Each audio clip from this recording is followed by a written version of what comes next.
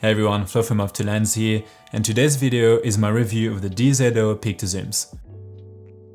I've been using the 12-25 at 20-55 for about 6 months now, and in this video I want to share my experience with you, what I like and don't like about these lenses, how do they compare to traditional zooms and Cine Primes, and I also want to share with you my thoughts on Cine zooms in general and whether or not I would recommend them. Also in this video I want to share with you the opportunity to win $100,000 thanks to today's sponsor Artlist, so make sure to watch the video. And before I start, don't forget to subscribe to see more videos like this one, and let's get into it.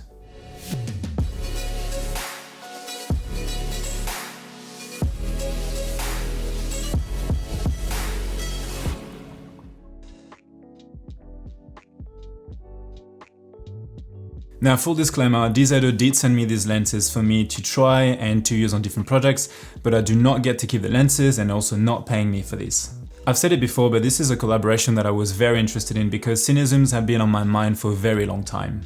And as filmmakers these days, we get more and more choices available to us. For me, Cine zooms is a perfect mix between a traditional zoom and a Cine Prime. And since I do a lot of documentary work, as you know, I need lenses that are quick to use, like traditional zooms, but I also want to be able to achieve that look and have that shooting experience that Cine lenses give you. As soon as they announced the 20-55 a few years ago, I knew that at some point I would love to be able to try and use them and see the difference because it seemed like a good step up for my Canon zooms. I actually wasn't aware of the 12-25, it's only when we started chatting about the potential collaboration and I was interested in the 20-55 that they told me that this was about to get released. And it's funny because in the end, after 6 months, I actually ended up using the 12-25 a lot more than the 20-55.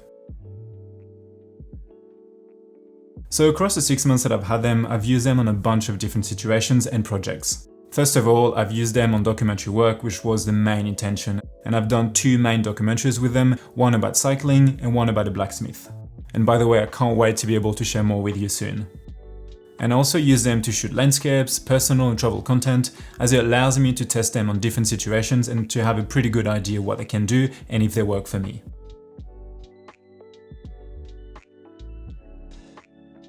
And in terms of gear, I've used them with a BMPCC6K and a 6K Pro, and also used them with both minimal and fully rigged setups. And finally, for all these different situations, I either use them as the main lenses or as secondary lenses alongside Cine Primes. So the Pictor lineup is made for Super 35 sensors and is the reason why I was interested in the first place, since I shoot on a 6K and a 6K Pro. And you can get them in either EF like I have or PL mounts, and when you get the kit you actually get both mounts. These lenses are T2.8 and fully manual, and they are also power focal. If you don't know what that means, I'll get back into this a bit later in the video. In terms of size, they are definitely not small and much bigger than your average Canon zoom lens. Here's a direct comparison. And in terms of weights, they're roughly between 1.5 and 1.6 kilos, which is to be expected considering the size and the build quality. Speaking of build quality, these are built like tanks. As soon as you pick them up, you can feel how well made they are and how sturdy they are. They have a 95mm front thread, and they have 3 rings on the side, one for the iris, one for the focus, and one for the zoom. In addition to the 12-25 and 20-55 that I have, you can also get a 14-30 and a 50-125. And you can also get these in white. And depending on the combination you get, they also come in a very sturdy and useful case. And finally, the price is between $2,500 and $2,800 depending on the lens. And you can find more info on these lenses using the link in the description. So now let's discuss what I like and don't like about these lenses. But before that, let me ask you a question. If you had $100,000, what would you create? Artlist just launched its biggest creators fund ever, the Artlist 100K fund. No matter what type of creator you are, you can pitch your wildest idea and Artlist will give one of you $100,000 to make it happen. It opened on the 12th of September and you can submit your idea up until October 12th. So make sure to get your ideas in as soon as you can. To join, post a video on your socials showcasing your $100,000 idea and tag artlist.io and use the hashtag Artlist100K fund. For all the information, go to artlist.io or check out the link in the description. And if you don't know what Artlist is, it's a platform that I use to get all my music and SFX for my documentary and commercial work, but also for my travel and YouTube content. And if you're interested, be sure to check out the link in the description to get an extra 2 months when you subscribe to Artlist for the yearly plan. First of all, the build quality. As I said before, they're super well made, very sturdy, and they feel very tight, and you know where the money went. This is not your standard lens, and it's definitely a step up from my Canon zooms, even L series, to these. Next is the shooting experience, which is very important for me and one of the main reasons that I wanted to get Cine zooms. I love using these lenses, they're super smooth, the rings are very precise, and the weight also means that you don't get micro jitters. And it's also super easy to swap lenses on set, which is very handy. Now, as you know, I've always loved having zoom lenses, and these are no different. Having zooms on set help with speed and coverage. For example, even though we use the Vespid Retro Primes as our main lenses for the two documentaries, we still use the Pictor zooms for establishing shots, outdoor shots, secondary shots, and also for scenes or sequences when we knew we were short on time and we needed maximum coverage. Aside from documentaries, I also use them to shoot landscapes, personal and travel content, and I was able to capture pretty much everything just having the two zooms with me. Then of course, let's talk about the image. The image you get with these zooms is really nice. You can definitely tell you're using a Cine lens. There's a certain look and feel without being over the top. Next, these zooms are parfocal, which is one of the main reasons and one of the main features of a Cine zoom. And if you don't know what that means, it means that you're able to stay in focus even if you zoom in and out. So basically, if you go from 12 to 25 or 20 to 55, the whole image will always be in focus and you won't have to readjust. For documentary work, this is very important as it allows you to be quick and not to have to refocus each time. And it also means that you can actually, if you want to do it in a creative way, zoom in and out while you are recording. And all you have to do to make them parfocal is to do a bit of shimming, and I've explained this in my first impression video, you can check it out now. It was a very quick process, and all you have to do is follow the instructions or the chart, and you have to remove or add some shims. You just have to remove the mount. It seems quite daunting at first, but then it only takes a couple of minutes. Next is a 95mm front thread. This is very important for me because one of my matte boxes, the Nisi C5, is 95mm, which means that I'm able to use it directly on the Pictor zooms. Because obviously you can use matte boxes like the small rig, for example, that's 114, but you actually need to put an adapter to take it down to 95. And my mini tilter is only, I think, 82 max, so I can't actually use it with these lenses. Next is perception. These lenses look professional. I know it shouldn't matter, but it does. Perception is very real in the filmmaking world. It doesn't really matter what level, if it's just freelance, if you're on a big set. Having gear that looks legit is important. So if you show up on set with lenses like that, you look the part.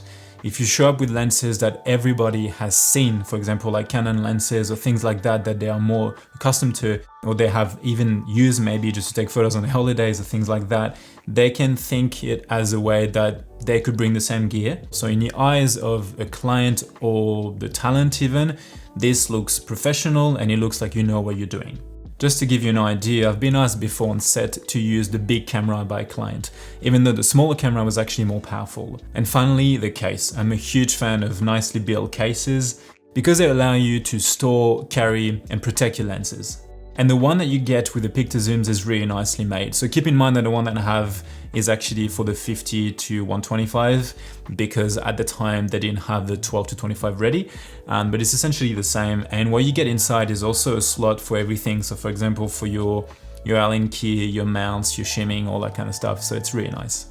Knowing that you have your whole kit in just one case, your tools, your lenses, your accessories is really awesome. What I don't like about these lenses. So now let's talk about the things that I don't like about these lenses. The first thing is the weight. I know I said like I love the weight because it avoids micro jitters and it screams quality, but it also means that you have to use a different sort of kit. For example, for longer shoots, you have to use an easy rig, and when you're shooting handheld, it gets quite heavy very quickly. And it also, depending on the camera, can put some stress on the mount, so you have to use lens support. And of course, because it's a Cine lens, you need to add follow focus or wireless follow focus and things like that. It's not just a simple lens that you can just throw on the camera and start shooting. You have to kind of think of how long you're going to be shooting for and all the small accessories that go around it. And as a solo shooter, in my opinion, weight and size can be an issue or at least something to consider. Next is character. These lenses are zoom lenses, and as you can expect, they obviously don't have as much character as prime lenses, especially Cine Primes. And this is normal, you can't get the same look with Cine zooms that you can with Cine Primes. And if you think that you will get 3 primes in one, you want. I have to be honest, I've used the Vespid Primes, for example. They have a lot of character, they have a distinct look, and these ones are definitely more subtle. That being said, they definitely have more character and look better than my Canon zooms, for example. So you can definitely tell you're using Cine lenses, they have that look and aesthetic, but it's not going to replace the look or the feel that you can have with Cine Primes. And this is also due to the fact that these are T2.9, they're not like T2.1 or T2.4. So it's something that I wanted to be honest about. Then something else that I'm not a huge fan of is the range of the 12 to 25. And I know it's very impressive because you have no distortion, no breathing. It's a very well made lens, very useful, especially for like interiors and car shots. But I wish that there was a bit of extra range, especially on the longer side. So if this was like a 12 to 30, that would be amazing. And they do have a 14 to 30, so I kind of get the idea of keeping them separate. But personally, I would love to be able to do 12 to 30 and then have this other one going from 20 to 55. So I think in terms of usefulness of the range, I think the 20 to 55 does a better job. I think the 12 to 25 is more lens that you're going to use when, okay, I need to shoot wide and I'm just going to use this and I'll be the lens for it. As the 20 to 55 is more of a regular lens, kind of like you can do everything with it, if that makes sense. Next is the lack of sealing. I would love for these lenses to be weather sealed. Now the 6K and the 6K Pro are not weather sealed cameras, but I'm used to using my Canon zoom lenses and they're all weather sealed, so it still adds another level of protection, especially for the mount. I think this would be amazing for documentary work, of course, but also just to add a bit of peace of mind in general for certain situations. And lastly, T2.8. So now I'm being really picky, but I really wish, I think like everyone always, that these lenses would be slightly faster, especially for low light situations or interviews. T2.8 is actually very common for cine zooms, but I thought I would mention it. And this is why primes actually exist as well. But this is something to consider if you intend to use these lenses as your main lenses. I would definitely recommend the Pictor zooms. I think they're a great introduction to cine zooms. The shooting experience is amazing, the image is beautiful, the range makes them super useful in a wide variety of applications, and they also look great. Now here are my thoughts on cine zooms in general because I think it's a tricky one. They are better to use than standard zooms, they are better made and have a better image, but they're also heavier, more expensive, usually manual, and also need a lot more gear around them. But when compared to Cine Primes, they have the same shooting experience, build quality, but have better coverage and value. That being said, they don't have as much character and are usually slower. So in my opinion, you should pick Cine zooms for their convenience and usefulness first. For example, we were able to use the Vespid Primes on our documentaries because there were 2 or 3 of us and we were able to change lenses quickly on set. But if I were on my own, I would have had to use the Pictor zooms a lot more.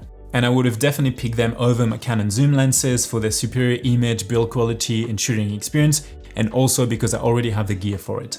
As always, it always depends on your budget, your crew size, the type of content you make, and the gear you already own. That's it for me for today, guys. Hope you've enjoyed this review of the DZO Pictor zooms. Let me know in the comments if you would go with the zooms or Cine Primes, and also be sure to check out the link in the description to win $100,000 thanks to Artlist.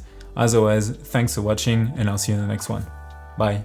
Also, feel free to check out my 2 ebooks, Freelance Documentary Filmmaking and Travel Cinematography, where you can find a streamlined but comprehensive overview from pre-production all the way to marketing, built on years of my own experience shooting short documentaries and travel videos around the world. And if you are interested, I'm also doing filmmaking mentoring sessions when you can ask me anything about a wide variety of topics.